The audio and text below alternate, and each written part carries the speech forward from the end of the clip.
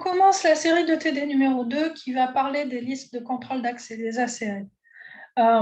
Donc, certains d'entre vous ont peut-être vu les ACL auparavant, d'autres ne les ont jamais vus. Quoi qu'il en soit, allez voir ensemble. Donc, qu'est-ce que c'est qu'une ACL? Enfin, qu'est-ce que c'est que les ACL? C'est des règles qui vont permettre de filtrer les accès entre les différents réseaux ou de filtrer les accès au routeur lui-même. Les paramètres qu'on contrôle avec les ACL sont l'adresse source, l'adresse destination, le protocole utilisé et le numéro de port. Alors, ce qu'on va voir dans ce module et ce TD, on va pas voir il y a d'autres types d'ACL qu'on ne va pas voir. On va voir deux types d'ACL basiques. Non, trois. Donc, les ACL peuvent être appliqués sur le trafic entrant ou sortant, et il y a deux actions. Soit le trafic est interdit, soit le trafic est autorisé. Les ACL sont prises en compte de façon séquentielle, et il faut donc placer les instructions les plus précises en premier et l'instruction la plus générique en dernier. Alors, par défaut, tout le trafic est interdit. Ça veut dire que quoi? Si je dois mettre en place des règles d'accès, par exemple, je dis personne n'a le droit d'accéder à ce serveur qui est dans ce sous-réseau. Ensuite, je dis comme quoi ce sous-réseau est accessible depuis Internet. Ça veut dire que ces deux ACL sont contradictoires par rapport au serveur. Donc, en d'autres termes, qu'est-ce que je vais faire? Je vais mettre l'ACL pour la commande permettant de limiter l'accès au serveur qui est plus spécifique avant celle qui permet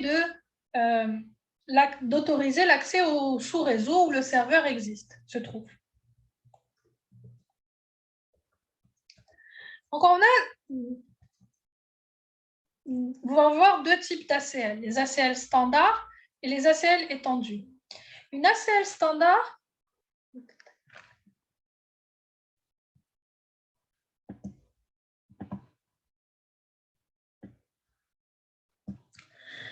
va filtrer uniquement sur les adresses IP sources. Généralement, on a besoin de plus que ça. Mais si on veut bannir une adresse IP source, on va utiliser une adresse IP, on va pouvoir utiliser une ACL standard. Dans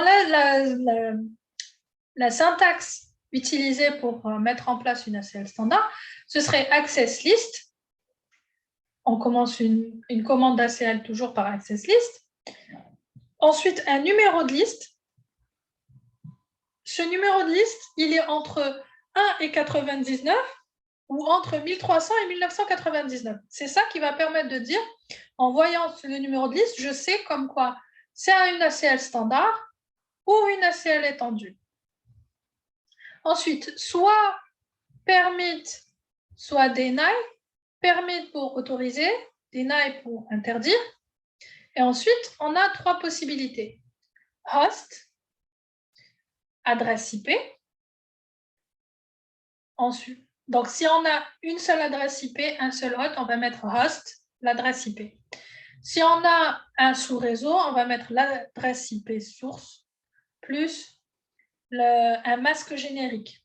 On va voir comment fonctionne le masque générique juste après. Sinon, on peut aussi mettre any pour dire quelconque, n'importe quelle adresse IP. Ça, c'est pour la syntaxe d'une ACL standard. L'ACL étendue va filtrer sur l'adresse IP source et l'adresse IP destination, sur le protocole et le numéro de port qui est utilisé. Elle va avoir la syntaxe suivante, access list, comme pour la première, numéro de liste, mais cette fois-ci, le numéro de liste est entre 100 et 199 ou entre 2000 et 2699. Deny ou permit, donc l'action. Le protocole, IP, TCP, UDP, l'adresse IP source. Alors, ici, source, masque, source, ça dépend. Ça peut être host, adresse IP. Ça peut être adresse IP masque générique, ça peut être any. Même chose que quand on avait vu pour celui-là. Ensuite, on va avoir ce qui est facultatif, opérateur et port. Alors, opérateur, on a quelques opérateurs comme EQ pour dire égal, NEQ pour dire différent, GT pour dire plus grand que, et LT pour dire moins grand que, ou plus petit que. Greater than, lesser than, not equal, equal. Et le numéro de port, source. Ensuite, on va mettre tout ce qui est en relation avec la destination. Donc ici, ça va être soit host adresse IP, si c'est une seule adresse IP, soit adresse IP masque générique, si c'est un sous-réseau ou un ensemble d'adresses IP, soit any, si c'est quelconque. Et ensuite, on a même chose, opérateur et puis port destination, donc le numéro de port de destination. Ensuite, established. Alors, established, c'est dans le cas où on travaille sur des protocoles TCP, puisque le protocole TCP est un protocole qui est connecté. Le protocole UDP est un protocole non connecté, orienté, donc l'un est orienté connexion et l'autre non. Dans le cas du protocole TCP, quand il y a eu déjà demande de connexion et que la connexion s'est établie, on peut dire qu'à partir de là, les paquets qui vont être autorisés doivent avoir l'état established. Donc, la session est établie. Log pour dire de loguer les paquets qui vont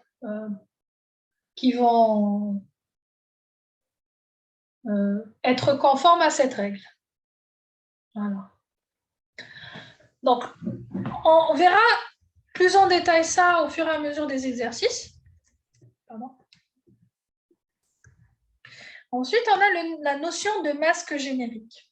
Alors, vous avez l'habitude d'utiliser les masques de sous-réseau où vous allez avoir 255.255.255.0 par exemple, qui est un masque de sous-réseau quelconque, habituel, pour un /24, quoi. Dans les masques génériques, l'idée est un peu l'inverse. Le fonctionnement est un peu inversé. Ça veut dire quoi? Ça veut dire que si on prend en binaire, seuls les bits de l'adresse qui correspondent aux bits à 0 du masque sont vérifiés, doivent être les mêmes.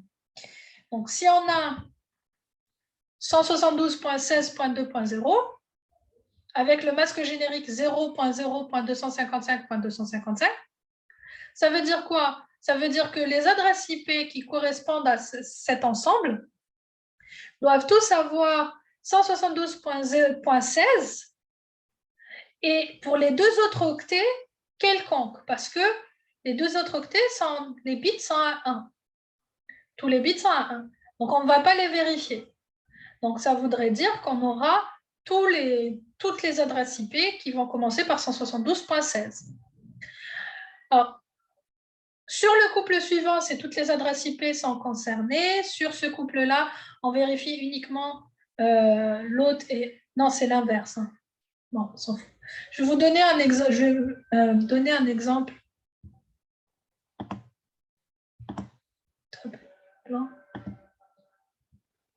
Alors, imaginons que j'ai deux adresses IP pour lesquelles je veux autoriser ou interdire la même chose. Je veux appliquer la même règle. Alors, je vais avoir l'adresse IP.1 et l'adresse IP.3. Alors, j'ai donné ces deux adresses IP pour quelque chose de pas un peu particulier. Alors, l'adresse IP.1, si je l'écris en binaire, je vais écrire que le dernier octet, hein, que l'octet de point faible, parce que les autres octets ne changent pas. On est d'accord. Dans les deux adresses IP, les deux adresses IP commencent par 172.16.2. Donc, ça voudrait dire que le masque générique devrait commencer par... le masque générique devrait commencer par 3 octets à 0. Il nous reste le dernier octet. Donc, le dernier octet pour le masque générique, pour l'adresse IP, ce serait en binaire, donc 4 fois 0, 2, 3 et 1. Le 3 en binaire va s'écrire comme étant pratiquement la même chose, sauf qu'on a ça. Qu'est-ce que ça veut dire?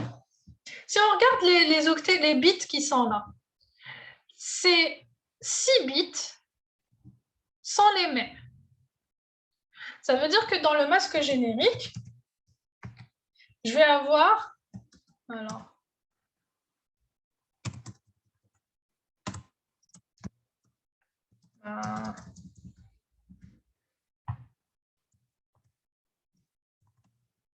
zéro, 0, 0, 0 et encore 0. Les 6 premiers bits sont les mêmes.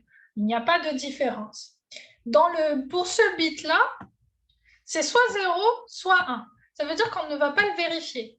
Et quand on ne le vérifie pas, ça veut dire que dans le masque générique, j'ai un 1.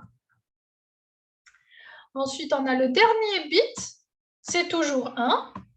Donc, dans le masque générique, on va mettre un 0. Ça correspond à quoi? Ça correspond à 2 en décimale. Donc, ça voudrait dire que qu'est-ce que je vais faire? Mon adresse IP plus masque générique, ce serait soit j'écris 172.16.2.1, 0.0.0.2, ou je peux écrire aussi 172.16.2.3 et masque générique 0.0.0.2. Ce serait la même chose. Et là, je suis sûre qu'avec cette adresse IP plus masque générique, j'aurai que les adresses IP 172.16.2.1 et 172.16.2.3. C'est bon?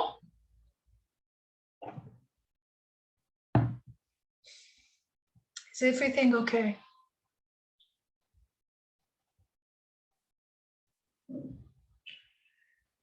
Ok.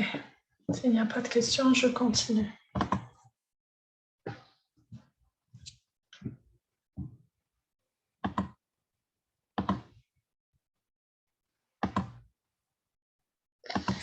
Donc, on va regarder l'exercice 1.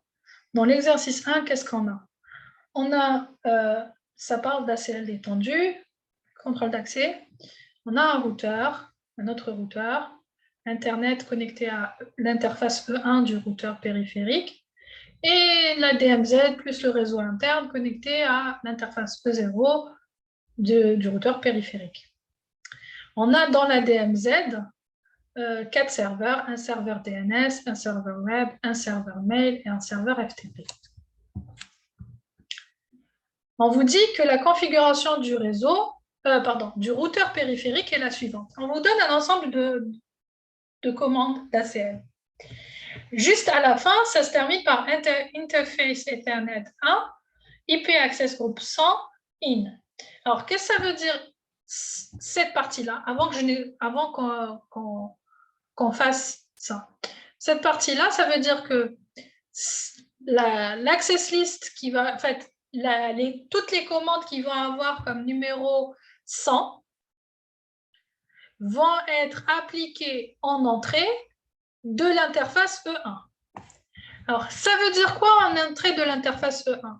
Si on a ce routeur, en entrée de l'interface E1, ça veut dire que ça part d'Internet vers le routeur.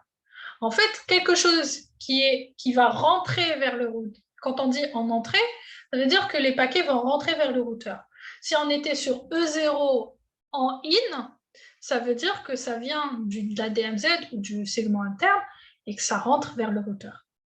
Pour la sortie, out, ça veut dire que c'est du routeur que ça sort.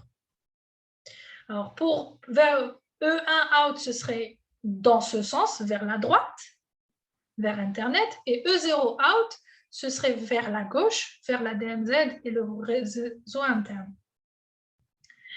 Donc, nous, on est dans E1IN, donc c'est des paquets qui rentrent depuis Internet et qui vont vers notre routeur et vers le reste du réseau. Donc, qu'est-ce qu'on vous dit? Access list, j'ai besoin de rapetisser un peu pour que vous puissiez voir les adresses IP des serveurs. Alors, la question pour cet exercice, c'est expliquer le rôle de chacune des lignes. Je vais vous expliquer la première et je vous laisse réfléchir pour les suivantes. D'accord? Access list 100 permit TCP, any host, ensuite host 200.1.1.14, EQ80. Ça veut dire quoi? Ça veut dire que j'autorise les trafics TCP venant de la source n'importe où, donc d'interne. Ici, la source n'importe où, c'est Internet. Allons vers l'hôte 200.1.1.14, donc vers le serveur web, sur le port 80 du serveur web.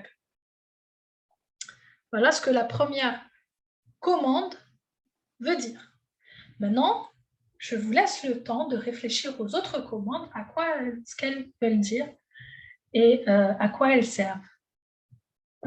Voilà, vous avez 10 minutes pour y réfléchir.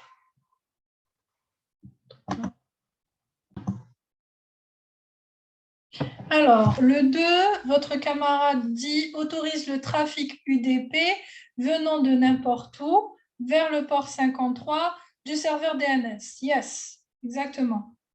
Le 3, autorise le trafic TCP venant de n'importe où vers le port 25 du serveur mail. Oui, tout à fait. Le 4. Alors, qui a une réponse pour le 4? 4, 5, 6, 7, 8 et 9.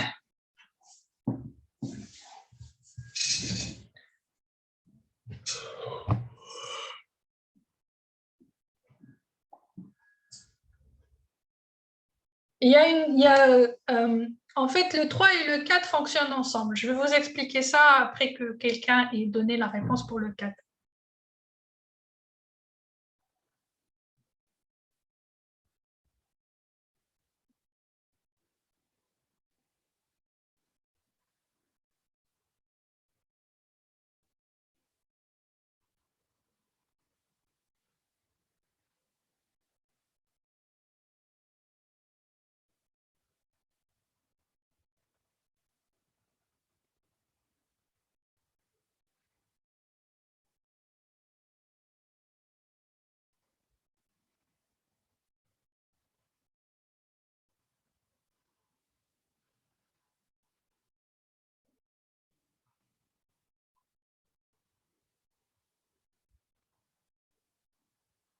Personne?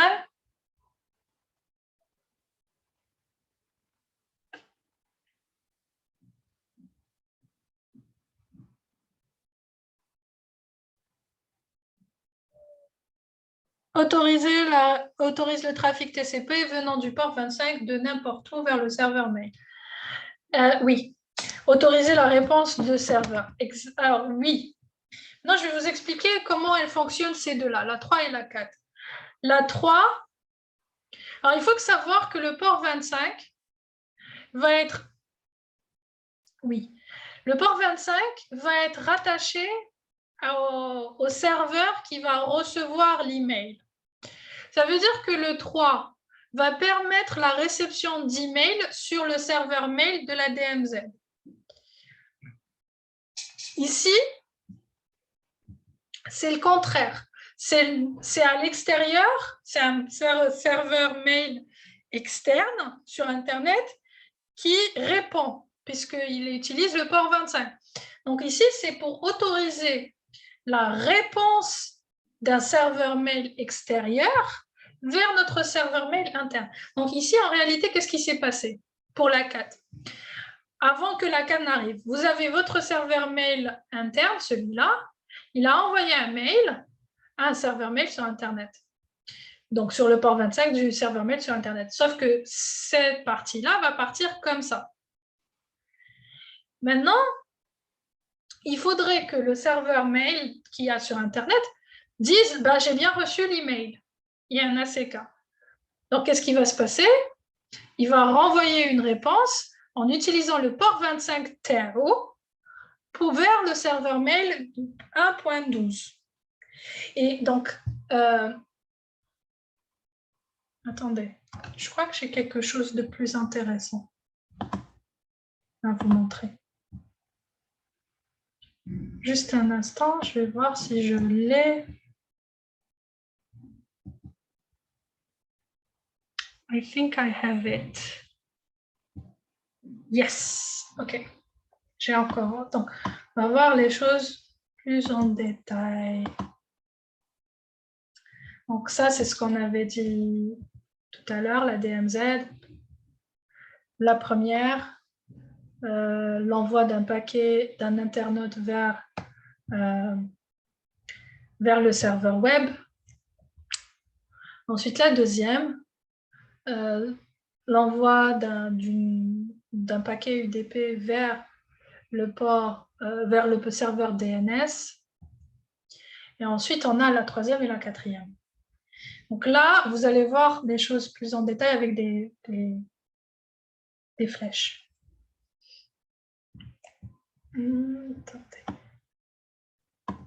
Donc pour la troisième, on a les serveurs mail reçoivent des demandes de connexion. Il faut savoir que les serveurs mail vont recevoir des demandes de connexion vers d'autres serveurs mail.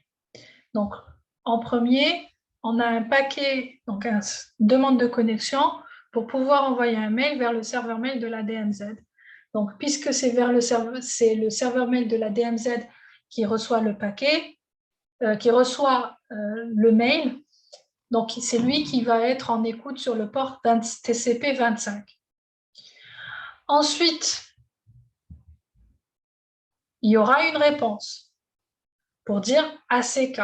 Mais comme nous, on est en train de travailler que sur l'ACL E1 en entrée.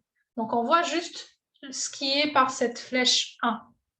On ne voit pas ce qui est montré par cette flèche jaune ou orange. Orange. Donc, on doit autoriser le flux 1 dans E1 in. C'est ce qui est représenté par la troisième commande. Ensuite, dans la quatrième, c'est l'inverse. C'est un serveur mail qui est sur Internet qui va recevoir un mail venant du serveur mail interne, du serveur mail de la DMZ. Donc, qu'est-ce qui va se passer? Notre serveur mail va envoyer une demande de connexion au serveur mail qui est sur Internet. Donc, il va utiliser le port 25 sera au niveau de la destination. Néanmoins, ce paquet, il va passer par E1 en sortie. Donc, on ne va pas le représenter dans E1 en entrée. Quand le serveur mail qui est sur Internet reçoit une demande de connexion, il va envoyer un acquittement. Et l'envoi d'acquittement va se faire dans ce sens, en utilisant E1 en entrée. Donc, la commande numéro 4 est là pour autoriser le flux qui est là, en orange, numéro 2. Et donc, il autorise le serveur mail sur Internet à envoyer un ACK au serveur mail de la DMZ. Voilà. Et c'est pour ça qu'il y a established aussi. Si vous regardez dans le précédent, il n'y a pas d'established parce que tout simplement, c'est la demande de connexion. La connexion n'est pas encore établie. Il n'y a pas eu c'est ça qui va commencer la connexion. Alors que dans le 4, la connexion a été la demande de connexion a été faite par le flux 1. Et donc, on va avoir une connexion déjà établie dans le flux 2. Alors, pas vraiment établie, mais pour le cadre des ACL, on va pouvoir dire established. Voilà. OK. On continue. La 5, elle correspond à quoi? N'importe qui peut se connecter en utilisant... Alors, le trafic TCP venant de n'importe où vers le port 21 du serveur FTP. Yes. 20. Alors, le 6, c'est la même chose que le 5, sauf que c'est le port 20.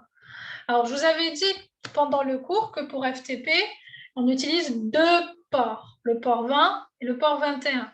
Le port 20, l'un pour les données et l'autre pour le contrôle. Donc, c'est ce qu'on retrouve ici. Donc, le port 20 et le port 21 qui vont correspondre, mais on ne peut pas vérifier l'authentification avec ce genre d'ACL. On aura besoin de ce qu'on appelle des CBAC, des ACL contextuels, CBAC, qu'on ne verra pas ensemble. Donc là, on relance le TD dès que ça s'arrête et je continuerai la réponse à l'exercice quand ça reprend. OK, pour ne pas que ça s'arrête en plein milieu, tout simplement.